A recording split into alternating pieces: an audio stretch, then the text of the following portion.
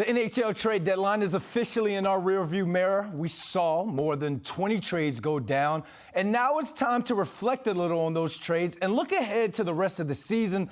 Joining us is ESPN's Emmy Kaplan. Emily, this is New York. We got to talk Rangers first. They addressed some serious red flags and depth issues trading for guys like Braun, Andrew Copp, and others. Now, I understand they're not big hockey names, but what are your thoughts on the trade, and do they make the Blue Shirts instant contenders? You know, I really like what Chris Drury did. He has showed patience, the entire Rangers front office has, in building this team the right way.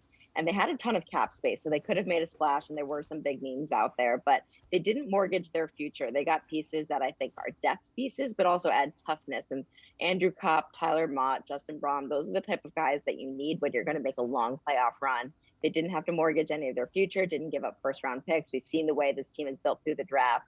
And so these guys give them a much higher probability of making a deeper playoff run. And we know that they can make a deep playoff run because of the play of Igor Shesterkin, who's the best goalie in the world right now with the way he's playing.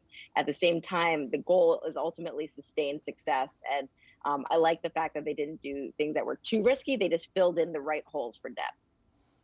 Yeah, Andrew Copp, 35 points in 56 games this season. Definitely that depth much needed for the Blue Shirts. All right, let's talk about the trades overall within the NHL. We saw Marc-Andre Fleury dealt to the Wild and Claude Giroux dealt to the Panthers. So after Monday's trades, which teams became your instant favorites?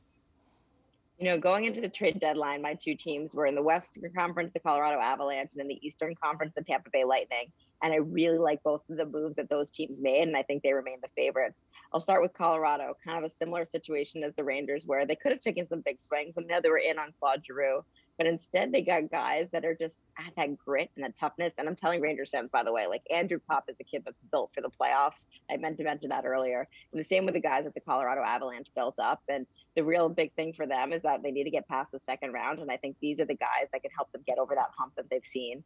Meanwhile, the Tampa Bay Lightning, they're just playing chess when everyone else is playing checkers. Like they'll say, oh, we have no cap space, we can't get anything done. And lo and behold, they make two trades, including one massive one to get Brandon Hagel, the kid in Chicago, for 2 first-round picks, 2 roster players that were playing the Tampa Bay Lightning roster. And a lot of people thought that was an overpay, but the Tampa Bay Lightning said, no, this is a kid that fits exactly into our culture, our style of play. He's a hard worker. And so it doesn't matter what the price is, because the price is the price. Like, if this is a kid that's going to help us win a 3rd straight championship, we'd rather have parades than picks. So I love that conviction. I love that boldness. And so I think that the Tampa Bay Lightning and Colorado Avalanche are really well positioned for long, long playoff runs.